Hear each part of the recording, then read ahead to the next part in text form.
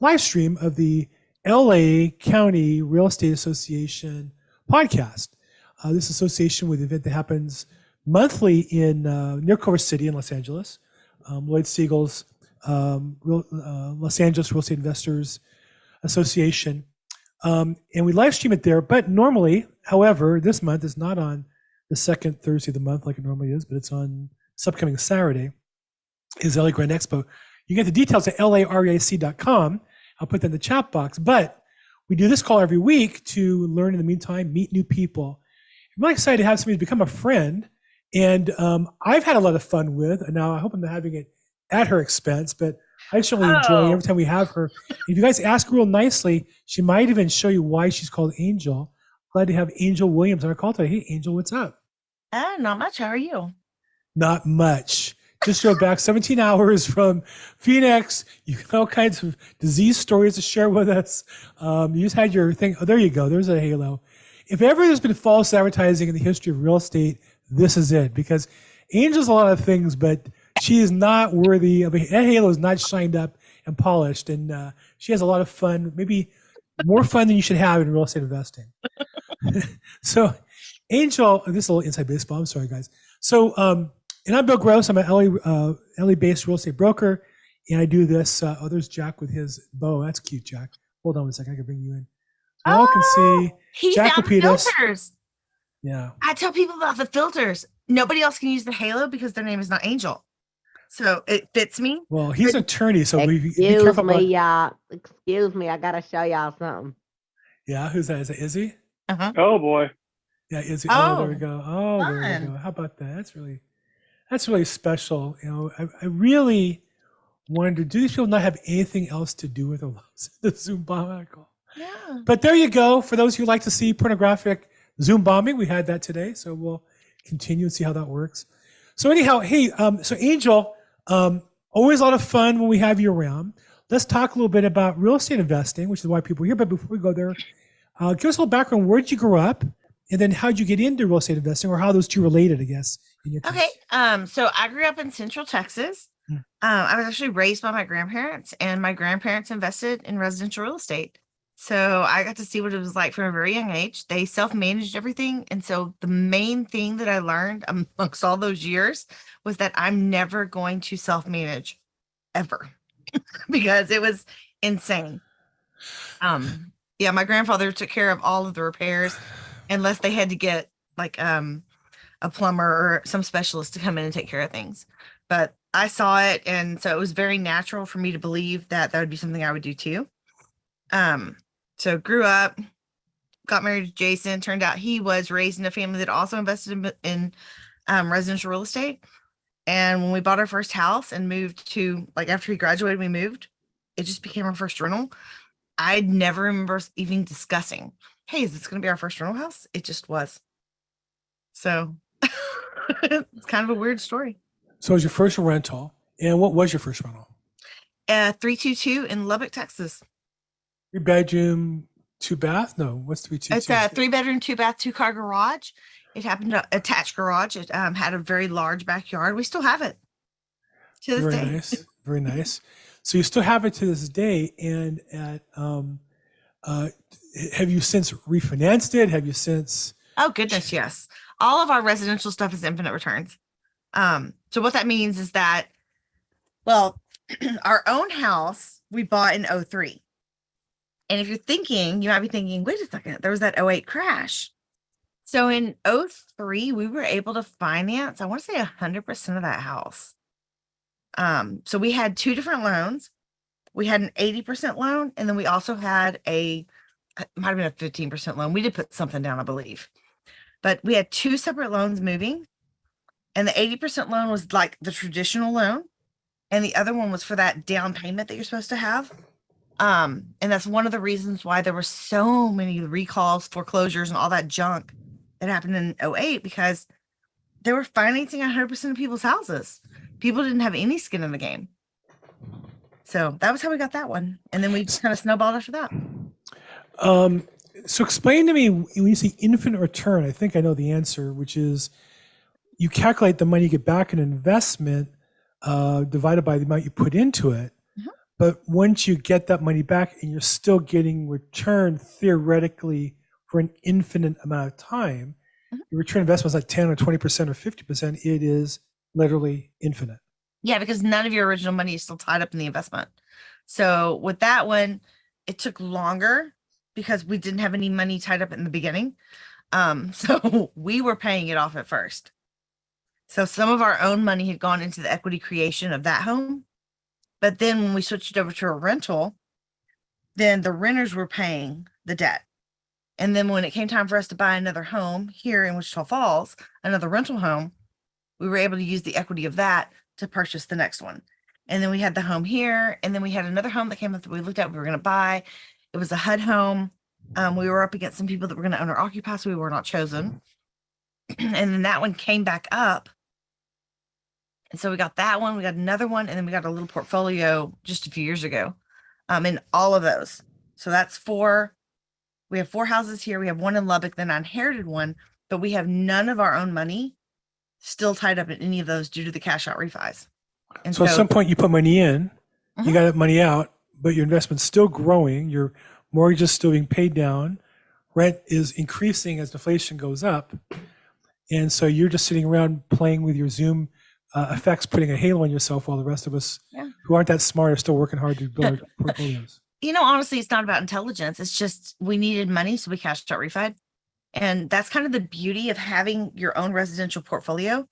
And I know that when we got into multifamily, there was a lot of, hemming and hawing of you should sell out all of your residential stuff and go straight up multifamily. But in my head, multifamily is another job. The infinite returns we have in our residential stuff, we don't have to do a whole lot for those. We don't have any of our own money tied up in those anymore. So we're literally making money from nothing. How long did it take you from your investment to when you got back all your investment money to get ready to go for the second one? Yes, they are rentals now. How long did it take you to go from investing and then you got somebody back to getting it all back? What's the time period been on average? Because you have winners and losers, I guess. Anywhere from 2 to 4 years. Okay. So theoretically, you could do one of these every 4 years. Easily. If all you had was one chunk of money, you do one, get your money back, get another one, money back, get another one, money back. In higher rental areas with higher levels of appreciation, it's going to be quicker because you're going to be getting substantially more per month in rent. We get $750, $850 for the same house in another market. It could be $1,600 to $2,500. Right. I've seen this done 2 different ways. One is infinite return. The other one I've seen is 15-year payoffs, and same concept basically. But you keep buying other properties and you're paying off all the loans. They kind of all snowball. But it's amazing what you've built. You must be really proud. We're happy. Yeah, It's fun to take. We'll load up our girls in the car and our son too, but he doesn't have the same kind of understanding they do. And we'll drive around the houses in town and we'll explain that we have those and other people live in them so that they have a home. But there are homes because sometimes those people that are living in the homes didn't have enough money to buy their own, but they have enough money to rent the home. And so they pay us to live there. And our 14-year-old gets it, but she's like, whatever, because she's 14. But our 7-year-old was like, wait a second. Those are our homes, but other people get to pay us to live there. And it was really cool to see her understand it because she's only 7. Right. And so it was like an impactful moment for me because she understood that we were able, because we have the means to buy a home and other people get to live there by paying a portion of what we paid. And it was just a real cool breakthrough moment. And so how old are your kids? So we have 4 children. Our oldest is 14. Our son is 12. He has a really rare genetic condition. So mentally he's probably, 2 or 3. And then we have a 7-year-old and a 5-year-old. Do you think your kids are going to grow up wanting to invest in real estate? I hope so. But I mean, this is one of those hard conversations, right? Because my husband has his doctorate, I have my master's degree. And what we're finding ourselves telling our daughters is that if you want to go to college, great. If you don't want to go to college, great. what are we going to do here? And they have that understanding that they're going to wind up inheriting what we have. But we don't want to be that. What is that rule? Like 3 generations, shirt sleeves to shirt sleeves. And we've tried to explain to them that that's not what we want. And I'm lucky enough to have a friend that grew up in a family of wealth. They have a family office and they are continuing the tradition. And he's not second generation. He's pretty far along. And so I've kind of talked to my oldest about, hey, I don't want our family to lose everything we've created in 2 generations. Right. Don't you want to be like this family? And we'll be on the road. And I'll say, you see that trucking company? Yeah, they sold that to Walmart in the 90s. They're still the 6 wealthiest people in Texas. I want that for us. And so it's having those conversations, and even down to explaining that, like with my 14-year-old, I'm like, honey, you don't have to relate to these people because you're not going to be able to relate to these people the same way. And I don't mean these people like a group. It's a set of friends that she has that she's constantly trying to impress, because that's what teenagers do. Right. And so having those hard conversations of, honey, you're not going to be able to relate the same way because you don't understand what their lives are like. And God, this is going to sound so bad, but I'm like, honey, I don't check my checking account. I don't have the same kind of struggles as some of these other families do. And you're never going to be able to relate to them at that level. You're going to have to figure out a different way to relate to them. Right. Maybe it's school, maybe it's scouts, maybe it's something else, but you can't do it like with the familial makeup, with the finances, you just can't. So you've really just kind of got to stop trying. Interesting topic. I guess I'm going for a while. My wife and I only have 1 child. It's kind of how it all worked out. And so we gave her a choice when it was time. We put money aside for college and said, you can have this money, we can pay for college, or you can have this money and you could start a business, though I'd want to oversee how we do that, or you can buy real estate with it. And you know which one I like. But she wanted to go to college. It was really interesting to me that, you know, she said, you know what, when I raise my kids, I want them to respect me. Her mother, my wife, I went to college, but was a teacher, and that was important to her, that her kids think of her as being educated. Not really my choice, but it's not my life. I don't get to choose. I had one life. I'm living it now. And I made some bad choices along the way, so I'm not here to judge her. So it's interesting how, you know, with kids, you don't get to choose for them, but you get to influence them. And so certainly you're showing them the advantages of your lifestyle. I mean, they could choose to go another path, but then they really can't complain about it if they're not enjoying the path along the way. So that's an interesting discussion about real estate. Let's talk about, in the course of your business or entrepreneurship in real estate, you've had a chance to really inspire and touch a lot of people to the point where you actually have a group, Academy presents Real Estate Investing Rocks. What is all that about? So that's our educational platform. I was in the K through 12 environment. So I taught in kindergarten through 12th grade for 17 years, on and off, different stuff.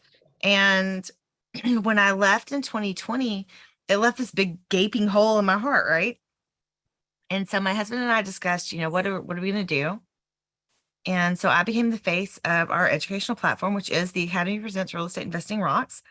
And we started doing we do it twice a year.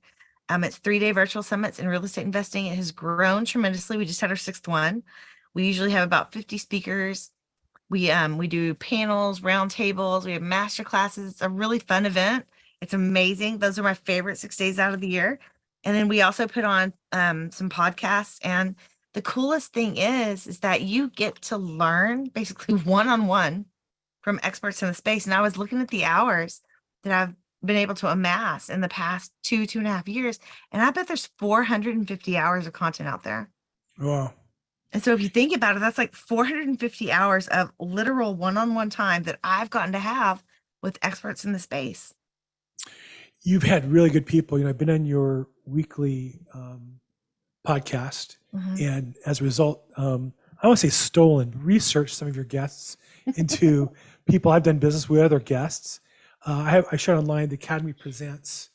The Academy Presents is the website that has the program, and you had your online, which I signed up online, and it was amazing how many speakers did you have at that event?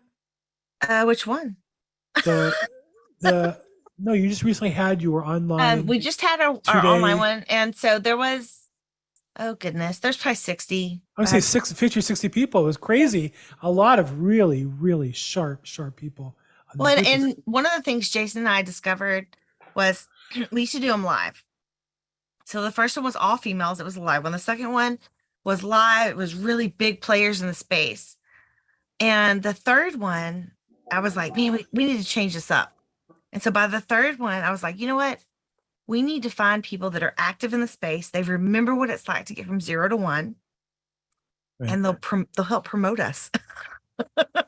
Right. And That's so me. so with the third one, it was, we quit doing ads, purely organic growth, and we had 175 people show up. Oh, fantastic. First one was 375. We were doing pay-per-click. We were doing a page that got banned because of all the advertising it was doing. We were going all out. But at the end of the day, that third one was probably the most successful.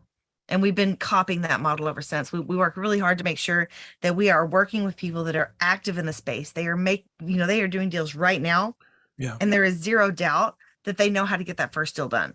You've got these people out there that have millions and billions under management. How many of them really remember that first deal unless it hurt? Well, I would say not only just that. I mean, there's people who have a lot into management. There's other people who have nothing into management, but all they do now is coach. So when I was out trying to network and meet people in the space, I'm not looking to learn so much about real estate investing. I'm looking to network with people who are actual players in the business. Mm-hmm. But along the way, meet new people, and they say, "Well, Bill, how do I get started?" And I go, "Oh my gosh, I don't even know what you do." I mean, I was in the business. I found a property, it was a great deal, screaming hot, bought it, flipped it. I didn't really think too much about it. But there are people who really need, education, proper details, all that. And frankly, it's hard to find places to send them to that they're going to get treated properly. And there's, there aren't too many that I would say 100% I feel good about. I mean, you can learn any place, but you have to have some filters on because they're so busy selling stuff. And I thought with yours, you have so many superstars who are people that I see doing this business during the year who are speaking at your event. So congratulations on building such a great event. Well, and I'm being pushed to monetize now, but as a teacher, it's like, what do they call that? It's like a cognitive dissonance. Because I believe education should be free. I'm with you. I do this for free too. I mean, I sell houses because people see me when I educate them and ask me for help, and I help them and sell a house. But I don't. I did one program I charged, just kind of set up the payment, this, that. It was kind of fun, and you get an order. It's like, wow, that's kind of cool, but it's not as cool as helping somebody who sells a house or solves some other problem. It's not as cool as that for me. I mean, everything we're doing is pretty low cost. Mm-hmm.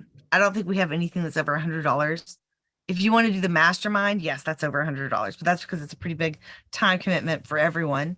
But as far as the summit goes, there's a piece of that that's free, a big piece that's free. Yeah. And then even when you come into the live stuff, it was funny because I signed up for the free, and then I was on a live stream like a couple days before your event with somebody that was speaking your event. They talked about it, and they said, "Yeah, I can't believe she gives away so much free. She doesn't charge for the upsell." I said, "I didn't know there was an upsell. What are you talking about?" "Well, yeah, if you do this, you get extra speakers, you get on demand, blah blah blah." "How much is that?" And I was like, something stupid, like $50 or something. How much was the upsell? So there's a subscription for $17 a month. There you go. I was like, fine, here's my credit card.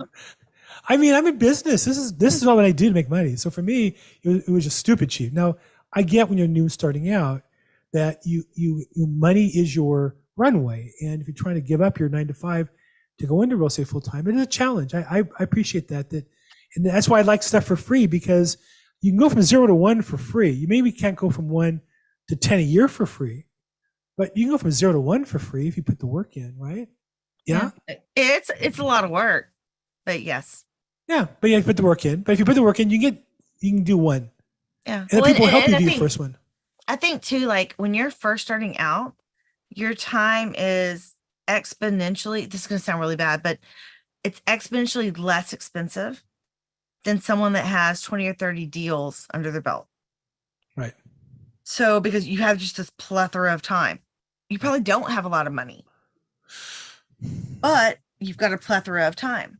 And so you can leverage the time that you have with someone that their time is, I don't want to say it's more expensive, but their time is worth more to them than say your time is worth to you. That sounds really weird. No, it's absolutely right. Look, I have a really hot listing lead that is about 45 minutes from here. And normally I would drive it, shoot pictures, come back, and then send information to my client to secure the listing. I went on TaskRabbit and hired somebody, and it's going to cost me $100. But I save myself an hour and a half. I make a lot more than $100 an hour and a half. And that person, unfortunately, doesn't look at it as a chance to learn about real estate. They just want the money, which is fine. I'm glad to pay them. But I'm thinking, would you like to know why I'm hiring you to do this? Like, this is cheap for me. Wouldn't you be interested? And it's interesting, most people don't, understand that you got to put the time in, you got to put the effort in. They should appreciate doing it. They should ask to do more for me for free to learn. Yeah. But people don't. They understand that it is about work. Yeah, well, and what you're talking about too is like the opportunity cost. So like if you think of like an NFL player, an NFL player has the muscular tone, they've got the athleticism. They're probably amazing at mowing their own front yard. Yes. But if there's a hole in their front yard and they twist their ankle and they're out for a week of practices, yes, they cost themselves a whole lot more money than the $50 to hire the kid down the street to come mow their yard. And so even though they're better at it, it is way smarter to hire that kid from down the street to come and mow their yard. Hence, I've never mowed a lawn in my life. I live in California where everybody mows lawns. I've never mowed a lawn. I wouldn't know what to do. So let's talk about going from 0 to 1, because I think on this call we have a couple of people. We have people who are at 0 who want to go to 1, with people, then a couple who want to build a business, and then people who are, a few people who are more experienced. 0 to 1. What's the biggest thing holding people at 0 that keeps them back from getting a 1? So it depends on the type of real estate you're wanting to go after. And so for a lot of people, it's just cost prohibitive. Now, I know y'all are in California, so y'all are used to making those $1 million purchases. I'm in Texas, where when we were coming around to buying our first house, it was like $100,000 got you an amazing house. So I know that some people here have car loans over $100,000. I never did. I never have. My car's paid for. No, I don't believe in car payments, but that's a different discussion. But people do. People in LA have $100,000 car payments. It's like no, absolutely. So it really depends on, like, I think where you're at. We started in residential because financially that made more sense. It was easier to come up with $20,000 than $200,000 or $2 million. But $20,000, this is when did you start? In 2003. Okay. So $20,000 in 2003 were there not as many investors available to give you the money to share the equity with you like there are today, that didn't exist back then, or you didn't know about it back then? Or? So Jason's family, my family, they all did residential real estate. So we were all about, how do we do this on our own? Okay. So for us, it was a way for us to get into real estate on our own. And that's one of the major reasons that I don't harp on people. If they're wanting to make the leap from single family to multifamily, I'm not going to say, oh, you need to sell off all of your residential, because I know that those singles are an amazing store of value. It's a way to park your money in something way better than a bank or a mutual fund or stocks that you may not be very knowledgeable about. And it's going to grow with the market. You don't have to have a lot of brain power to grow your money. You can just stick it into real estate. It can be residential. It can be your own. It can be a duplex, triplex, whatever it is. It can be something you can hold on to on your own, and you're still growing your money even through all the craziness that's going on in the economy. Yeah, it's so funny you say. I literally today had a meeting with my wealth manager. So I have money in real estate. I have money in stocks and bonds and stuff. And I have a chunk of cash that I was going to buy some more real estate with. Mm-hmm. My wife was on me because she's not really on board with all that. Mm-hmm. That the wealth advisor didn't get invested. And she's saying, well, unfortunately, bad news is we didn't get it all invested. Good news is the stocks went down. And so your cash is actually getting returned now with these treasury bills at 4%. Isn't that great? I'm thinking, yeah, but inflation is like 8 or 9%. The stocks went down. My real estate, they just kept paying rent, the mortgage went down, the rent got paid, the house, the property value went up or stayed the same, and I got a depreciation on my taxes. I did much better in real estate, even in this economy today, in the last 90 days, than I did in stocks and investments. So it's amazing, the power of real estate, just amazing. Well, it always blows my mind that financial advisors aren't versed in, or I say aren't, most are not versed in real estate investing. And so it's hard for them to promote something they don't understand. It's the same reason I don't invest in crypto. I don't understand it. Let me tell you something about crypto. I'm a really smart guy. I know technology pretty well. I understand crypto backwards and forwards. I don't see a predictable way to make a return on my investment of money without some scam. That's what I don't see. I understand it. That's the problem. But don't, because people in crypto, oh, you just don't understand it. No. I understand it. Explain to me how you holding my money gives you a return of investment of 10% per week. Explain how that works economically. But anyhow, I've been saying that all along. So the people who had 0 to 1, so in your format, they're going to save some money, which I still think is great anyhow, because at the end of the day, if you can't live on less than you're making, you're in trouble to begin with. I don't care how much money you make, right? Football players make millions of dollars a year and spend the millions plus $10, and they retire and they're broke. Well, they got their lifestyle creep, right? Exactly. So it doesn't matter how much you make, it's how much you net. That said, saving $20,000 still is a substantial amount given your income back in those days. Well, and I heard a guy, I was at Lake Devatha's meetup on Wednesday when I was on my way to Phoenix, and she had this kid. He's absolutely a kid. He's 22. So you have to kind of throw some stuff out of the way because he's 22. It's not simple and easy. He kept saying, I'm making it simple. It's simple and easy. And I'm like, no, it's not. Okay. But he was actually able to start amassing a portfolio with other people's money. And I don't mean partners. I mean literal owner financing and seller carryback. Yeah, I believe it. That was super cool. Because I think about what we went through.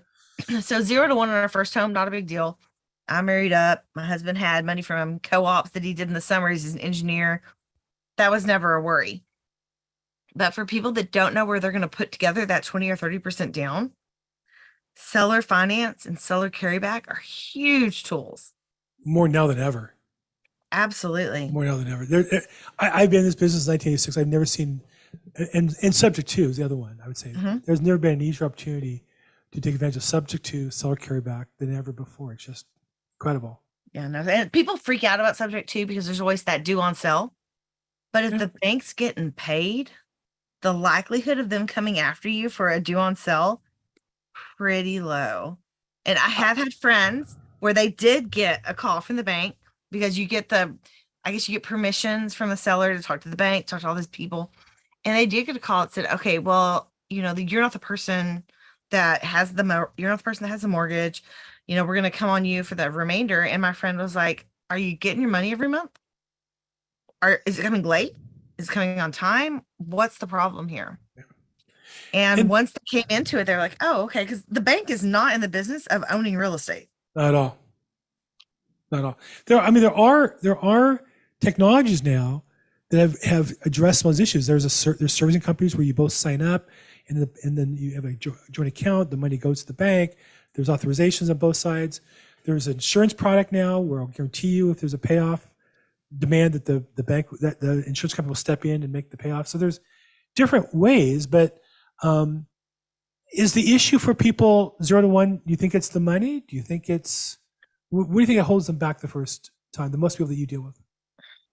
I think a lot of it is mindset because people think, well, I couldn't possibly do this. Right. When we got into multifamily, that was my problem. We had money to invest passively, but when it came to running the show, I was like, Jason, I can run a single family home. I can run our household workers of 7 people, but I'm not going to be able to do a multifamily where I'm all of a sudden in charge of all of these families and their homes and our payroll. And it was a me thing. I was standing in my own way. I could do residential all day long, but I didn't believe I was good enough to be able to do something larger. And so that can be a problem. The financial part can be a problem if you don't have the right people in your network that can help you. The cool thing about multifamily is you can get investors on board and you Yeah. can make those big purchases. For us, it took 17 people to put together $1 million. When you hear $1 million, most of us don't think that's a lot of money anymore, because honestly, it's not. But when you hear it, you think, man, it's going to take a lot of investors to do. It took us 17 people to raise $1 million. That's not very many people. Well, it depends. If it's 17 people, it's not a lot of people. If you have to talk to 20 for every one, then there's 340 people. So there's numbers there that, Yeah, we talked to 150. there you go. And I mean, it took a couple months. I'm not saying it's easy. It's the hardest thing I've ever done. But what Simple, I'm not saying- easy. Oh yeah, no. Raising capital is not easy at all in the slightest. But don't get bogged down by thinking it's 100 people to put together $1 million. It's not. Right. And it's in being in California, for you to put together $1 million is probably like, it's going to be a substantially lower amount of people. So maybe it's 7 to 10. Yeah, if I found something worth raising money for, I could do it. I'm sure. I've often thought that'd be something I'd be really good at. I've never raised money for anybody else but myself. I don't know that I really want to do it, to have to then be responsible for the management team. It had to be Well, something and I believed in. there's pieces of it that I think people don't think about. So I have a friend that's a teacher, and she came to me a few weeks ago and she's like, Angel, what are your average returns again? It's like, about 20% a year. I said, but you're not going to get that in the first few years. And she's like, okay, I'm going to pull my retirement out and I want to invest it with you. So there's two plays on that. Number one, I can't believe that she trusts me enough to put her entire retirement with me. But then the second thing is, holy crap, she wants to put her entire retirement with me. I am basically responsible for her financial outcome for the rest of her life. And her family, or whoever that is. Yes. And so I have a responsibility to be like, honey, I can't take all of your retirement money. Let's figure something out. Let's do a portion of it. Yes, it's going to be below our minimum, but let's try a portion first, because I know her. I know the kind of drama that comes up in her life. I know how often she needs chunks of change because I've known her for a long time. Right. And I don't want her to be put in a bind. And that is my fiduciary responsibility as someone that takes other people's money when they're investing. At the same time, though, when I sat down with my financial planner a couple years ago when I was doing real estate, limited partnership investing, and I walked her through the numbers, and she said, well, what's your return? I said, well, it's like 5%. Well, that's not very good. I said, no, that's the cash and cash the first couple of years. But then you have this, you have this, you have this. Over 5-year average, it was like a 20% return. And she says, you need 20% on real estate. How does that even work? Well, it's not magic. It's just numbers and a business and everything else. So I was looking at the questions. It says, yeah, we have a couple. Let's go back and catch up. Yeah, on the difference between subject to and seller finance. Seller finance is where the owner of the home is selling it to you. With subject to, you're just taking over the mortgage payments. So to be a little more precise, so I could just add a little color to that. The seller financing or seller carryback means maybe the seller has no loan. They're selling a house for $400,000. And you put down a down payment that they accept, 0, 10, 20% down. Or they could be wrapping it. They could be wrapping it. Yeah, but just to use a simple example. And so the seller literally is charging you interest and you make them payments, and you create a loan, the seller is, on the house that they're selling. So the seller is basically creating and becoming the lender. Subject to is there's a loan existing on the property, and you're giving them some of the cash. So let's say it's a $400,000 property and a $200,000 loan. So you might give them $200,000 and take the loan subject to at $200,000, or various variations on that. And then what Angel mentioned as a wraparound is the seller might have a $200,000 loan, and they might charge the whole $4,000, and then they'll keep the $200,000 loan, and they'll take the money you pay them, and they'll pay the mortgage down. The reason why it's so attractive is you have sellers who have mortgages at 2%, 3%, 4%, and a market rate of 7%, and houses are still selling in most markets at 7%. Well, if you're a seller and you have a house, maybe you can't raise your price, but if you can get the buyer to pay you based on a 7% mortgage, and then you pay the 4% mortgage, you're going to make 3% in the middle just by handling the money. It's called arbitrage. So yeah. So in Georgia, complicated. Get some help professionally, and there's some questions on the paperwork and contracts, and find people who do that successfully every day to help you with that. Yeah, they're called it's FMLOs. They're loan originators, and they can do the they can do all the paperwork and all the setup stuff for the seller finance. I don't remember what the F and M stand for. Maybe mortgage loan originators. Still don't Is know that about maybe the a F. state of Texas term? Maybe in California, we have California Association of Realtor forms for loans and for subject twos and all those things. So as a realtor, I've done all those formats, but they're certainly more common now because of the suddenness of the rise of rates. So you have sellers who just took out a loan last year at 3%, and today that loan's worth 7%. So either the seller is going to pocket that, or that loan, the bank will profit if it gets paid off early. So Yeah, I was So gonna he- back up too, because George is asking if there's like special contract or wording in case the buyer misses or refuses to pay the homeowner. The homeowner is out of it on a subject too. You're usually paying the bank direct, or there might be a mediator where you pay the mediator and they pay it. But if you're getting the rental income on that and you're making a profit, the last thing you want to do is miss a payment.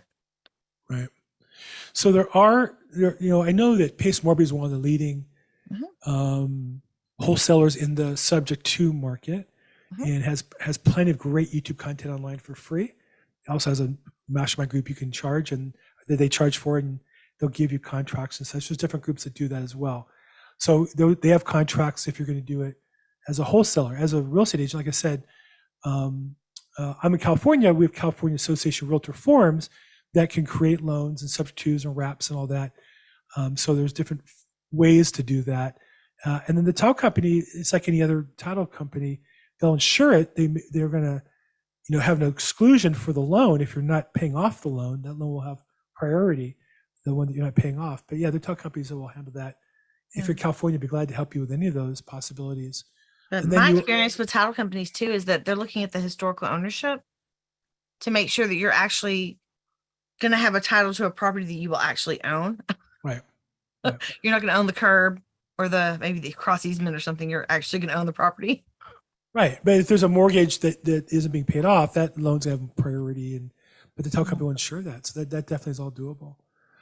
So again, different ways, different companies have different formats, wholesalers and such. But as a real estate agent, we do those subject twos or seller wraparounds. Those are not common, but they are, forms that are created for us to manage as realtors here in California, and I imagine other states as well. Yeah. Well, I think it's super cool that you talk about subject to, because most realtors won't talk about that because they either don't understand it, right, or they don't make enough profit on it for them to put the word out there on it. I think the opposite. You make more money. If anybody on the phone here is a real estate agent and you're starting out in the business, I would specialize in subject twos and wraparounds and seller financing, because this is the opportunity of a lifetime. I've been in this business a long time. I have a pretty good business already going, so I'm not going to change my focus from probate. But I think this is the opportunity of a lifetime to learn that. And I think Angel's right. Most agents don't understand it. But if you just read the California Association of Realtor forms on these topics, it's all pretty much laid out ahead of time. You would need to get a vendor that does the servicing for the subject twos, and there is a company that does insuring for due on sale payoffs. But and you don't have to. The seller or buyer can assume that risk or make a deal on that risk as well. So, but once you have all those pieces in play, it's another tool in your tool belt, right? Because maybe that's not going to be the only way you buy things. Subject to is kind of complicated in my mind. It's not as complicated as short sales. But these are all just additional tools you can put in your tool belt. It does not have to be the only way you do things. But when things get complicated, like we're in a PSA negotiation right now, and it feels like it just gets more and more complicated. And it's just like, just let us buy this property already. We wanted to get it closed by the end of the year because this is the last year for 100% bonus depreciation. And I'm not sure it's going to happen. The market's held up better than you might think because of that tax law. It's a pretty good deal. I have to tell you, last year I bought a property and we closed in December. And I wrote the check like December 15th or something for $50,000. And I got back that 1099 with a write-off of like $41,000. And being in the business, it all comes off against my income. I was like magic. It was beautiful. I almost wept. It was so beautiful. Well, if ours gets closed well, I'll be reaching out to you anyway, but we're hoping to close by the end of the year. Oh, okay.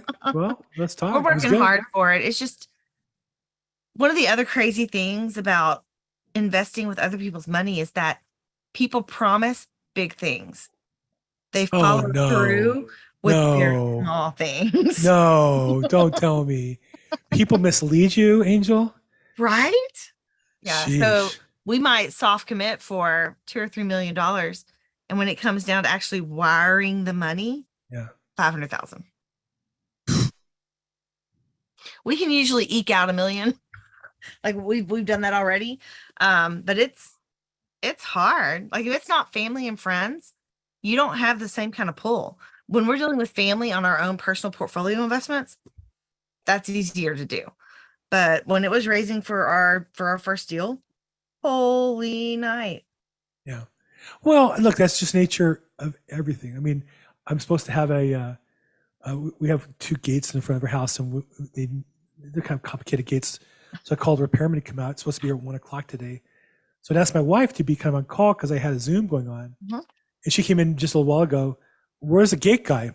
I don't know. Like every other workman in California, he didn't show up. Most people just don't do what they're supposed to do. I think 89% of success in our business is just doing what you're supposed to do all the time and get a reputation for coming through. That's another reason why I do these calls. Anybody who's been on here for a couple of years, I haven't hidden anywhere. I haven't cheated anybody. There's nobody chasing after me. I keep a gun in the house just in case, but I'm just saying. In California? Yeah, we're actually allowed to still have a gun. Yeah, we still are. Can't have any bullets in it, but that's another story. Yikes. But my point is that just doing what you're supposed to do is such a big deal in business. And consistency does mean so much, because when I think about our meetup, like we're 2.5 years in, maybe longer than that, and we have a really good group of people that show up every Monday.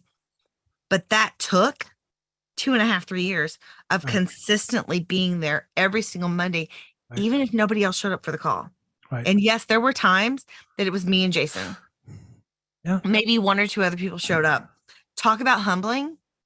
That's some humbling stuff right there.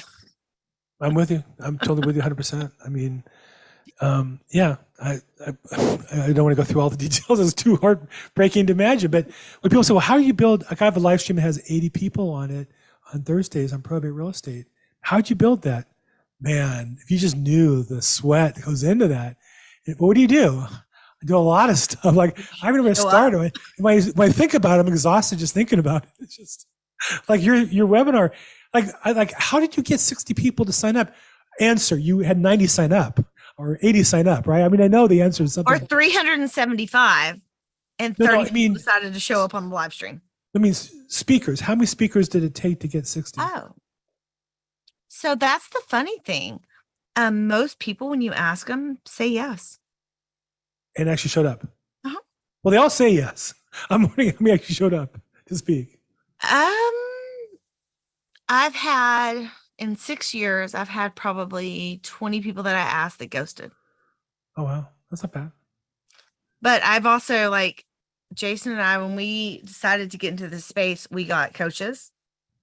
We got into programs. And so we bought into, I guess, our circle of friends. It's no different than getting involved in a fraternity or sorority. So it's not that weird of a thing, but it gets you a level of, like, I guess it positions you in this expert circle way before you're even close to being an expert. And so you get access to these people, and because you appear, you position to be more than you are, you're less likely to get those no's. Well, or it causes you to grow into that person you're presenting yourself as. Yeah. And so like if you're sitting out there and you're like, holy no, I could never ask so-and-so to be on my podcast. Like I could never ask Matt Faircloth or Liz Faircloth with the investors or whatever. Man, your comfort zone catches up so quick. It feels uncomfortable for about a day or two. And then you grow into that. It catches up so quick. I don't have any issues calling really big names these days. I'm just less likely to do so for my summit, because I want people that are current in the field, that are in the beginning, that can share what it's like to be in the beginning. A lot of these people that have, $1 billion in assets under management, they don't remember what it was like in the beginning. And it's not at any fault of their own. It's just they've grown so far beyond that. I have another criteria, which is when I talk to somebody about being on my call, is, do they want to be on the call? If I have to chase you down, I want people who want to be in the call. Go, wow, great, love to talk to your group. That's something I'd like to do, because when I get the inevitable, the assistant calls me back and they want to ask me a bunch of questions about it. This just probably is not a fit. If your assistant's calling me, no disrespect, but that's not the vibe I'm looking for. I want somebody who wants to talk to that person one-on-one, who wants to stay a little longer or answer the questions and such. So, I'm on board with that. I say iPhone has a question and I don't have a clue. I happen to know the answer to that one, which was iPhone was asking me, and whoever you are, iPhone, thank you for pointing out the question. We use jargon. My job is to catch the jargon and define it, and I missed one because I used it. Well, it's the teacher in me. Sorry. Me too. No, you caught me. Thank you, teacher. My mother used to make me go back to. If I asked what a word was, she said, "I don't know. Go get the dictionary." That's okay. My mom needed. No. Go get the dictionary. We'll look it up together. So that's how I learned. So iPhone asked, part of my ignorance, but I heard the word probate a couple of times. So it's interesting. Probate's an interesting term, but basically, probate is the process by which the title of real estate or other assets get passed from one person to the next. So most commonly in real estate, somebody passes, and whether or not they have a will in most states, that's a little different in some states, but basically, if you have a will, you go to court and say to the judge, here's the will, please use this probate process to transfer title that's in, say, grandma's name into my name. And it's a process by which the judge will at the end issue an order to change title on the property, and that's usually done in probate court. So probate is normally the process of transferring assets from one person who passed to somebody else. And there you go. It happens to be the area that I specialize in. I'm a real estate agent. I specialize in probate. I work with attorneys. I also work with investors or wholesalers who they get a property they want to buy and find out they thought the seller could sell, but the seller can't because at one time grandma was married or divorced and there's somebody else on title, and you need to probate it to clear the title up. And so I'll try to help them get the title cleaned up. Okay, look, Angel and I have talked almost nonstop. I'm a little embarrassed. It's been a lot of fun, but it's meant to be participative. I'm sorry? We've answered a lot of questions. We've answered a lot of questions, yes, to our credit. Yes, teacher, we have. But we did our homework. We did our assignment. But feel free, if you're on the call now and you want to jump in and ask Angel a question, or you want to just comment on Angel's halo, feel free. Raise your hand in the Zoom reactions, or feel free to type type a question in. And then thank you so much. And we're glad to have you too. We're excited to have you as well. George Ortega, got your hand up. Let's bring you in. What's going on, George? Hi, Angel. Thanks for being here. Texas, would you consider that still a good place to invest? Are there a lot of, I keep hearing good and bad about that. It's the only place I've ever invested. And funny buy story here, like with your last name's Ortega. I bet we're related. When my great grandmother and great grandpa got married, my great grandpa was an Ortega, my great grandma was an Ochoa, and the joke was always that when they got married, every Mexican in Texas became related. And I've discovered that a lot of times, if someone's last name is Ortega, we can track down a relationship somewhere familial. That's a scary thought. You can be related to Angel Williams. You're muted, George. Let's see here.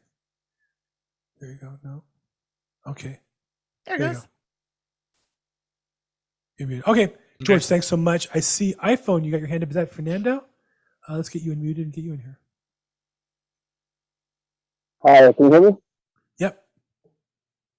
Thank you, everyone. It's just so awkward to be just iPhone, but my name is Fernando Magana. I'm so excited to be here. It's my first time listening to you guys. I heard from you from one of my buddies who, just like me, are both looking to get into real estate.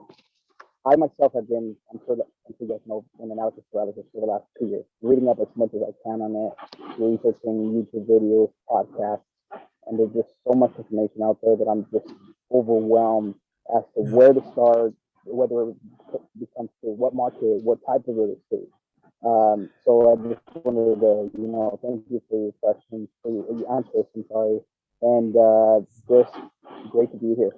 Thank you Well, so much. thanks. You guys seem to be extremely knowledgeable.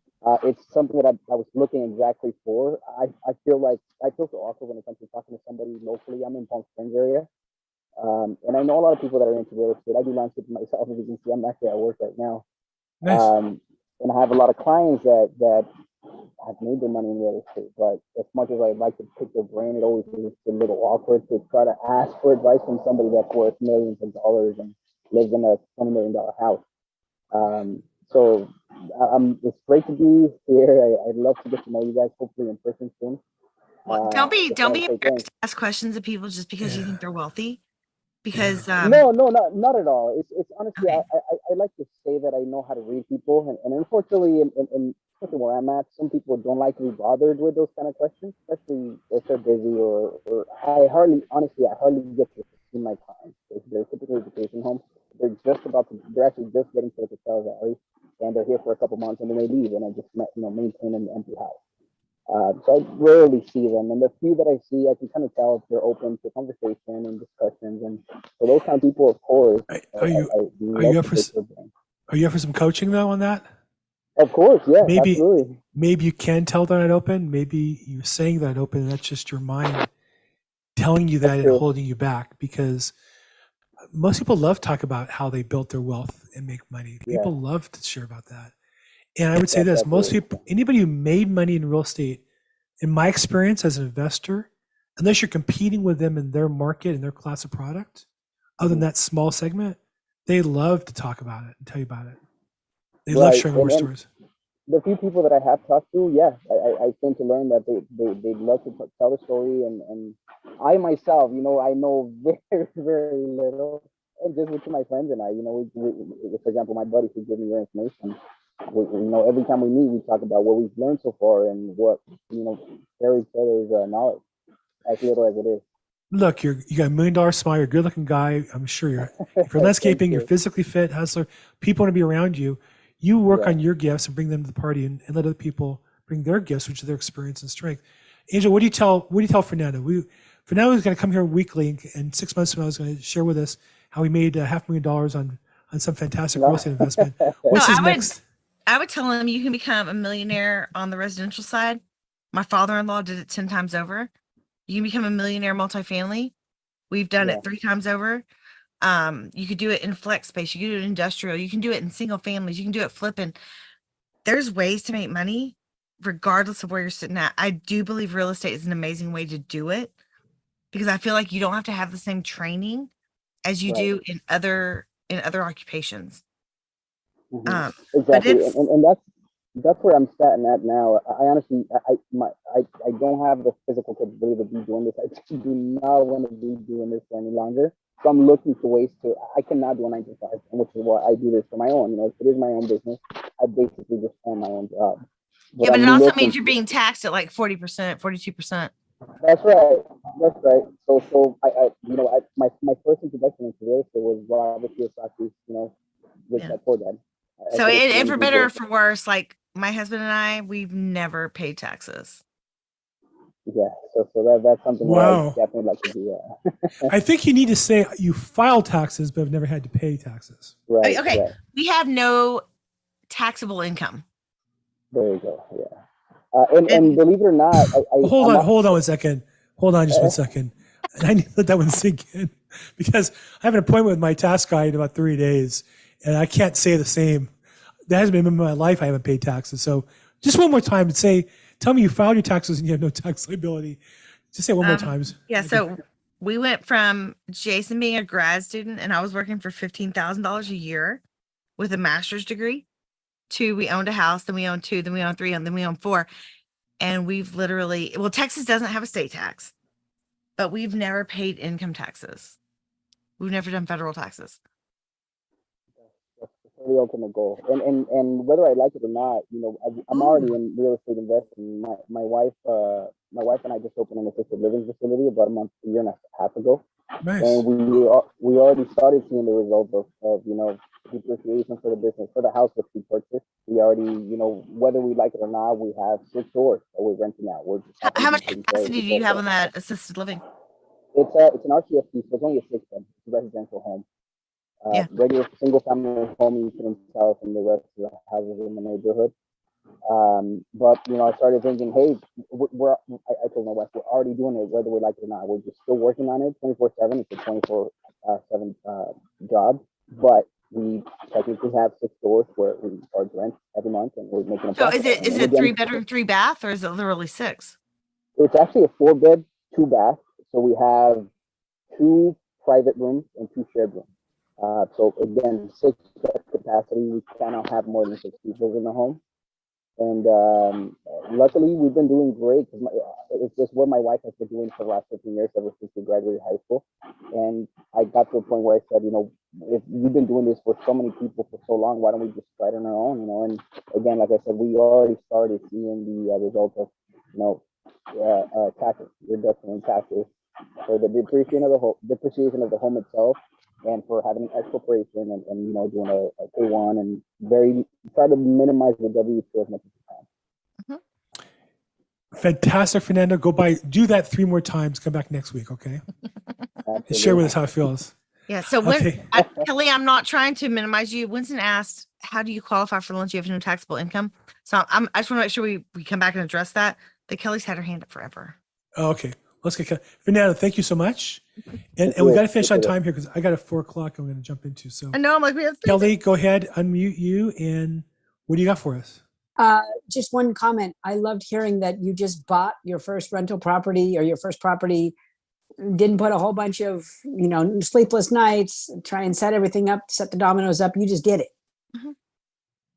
That's very helpful to those of us who are out there going, yeah. And it was my dominoes? What's this? No. What's that? And just inventing problems in the future that don't exist. And it was the same way for the summit. It was the same way for our podcast.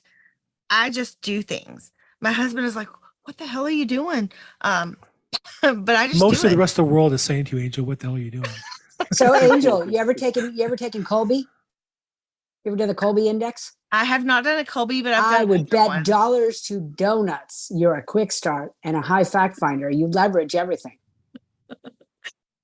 I didn't realize that I do things that have like names. I just do them. Oh, I run with scissors in the fast lane, my friend. I'm a quick start. Or close to my lane because I'm I run with scissors in the fast lane. I'm a quick start. I catch popcorn on fire in the microwave when I still had eyes that could read. Absolutely. All right, because I didn't read the directions. But go, Liv, you got to go. You. So I just wanted you guys to know that that's inspirational, but you have a really important question to answer. So go for it. Yeah, the question we got from Winston, which is how do you qualify for a loan if you don't have income? And the answer, as a former lender, is you add back depreciation when you qualify people on their income taxes. So when you pay taxes, you're deducting the depreciation from your taxable income for tax purposes. You get to count a portion of the rental income also. In some states, it's up to like 85%. I think in Texas, it's 75%. Yeah. I don't know if that's a federal rule. I think it's state by state. But if you've got a good relationship with a good commercial banker, your income doesn't matter very much. Well, that's different. Commercial would be different than residential. Well, again, actually, residential mortgage. Now you can buy a single family home with a commercial loan. Yes. Yeah. There you go. Yeah. So. Great. Well, okay, I got to wrap up here because I got to run, and I went late. It's all my fault, and I enjoyed this tremendously, Angel. For people who want to know more about your program, your academy, want to play with you, the Academy presents Real Estate Investing Rocks. How do they get a hold of you? So you can go to www.theacademypresents.com. We've got a Facebook group, which is called the REI Rocks Community. We've got about 850 people in that Facebook group. You can join there, or I'm on LinkedIn. I'm Angel Williams. My husband's Jason Williams. He looks like a nerdy guy with a bow tie on. That's him. And either one of us will reach out, and we'll if you reach out to us, we'll get back with you. And they have programs for learning, for education. They have programs for people who want to get started as investors. They have places if you're more serious, we'll go over the mastermind. It's in the chat box. Get those links quickly because we're going to jump off here. Angel, as always, a lot of fun. Thank you so much. A lot of education as well, though. We learned a lot. Thank you so much. Appreciate you. Still love the halo. And we'll talk to you soon. Everybody, Bill Gross, we do this the LA LA County Real Estate Association weekly podcast. We do it every Tuesday at 3 p.m. Pacific live. We also stream it to YouTube and Facebook, and we record it.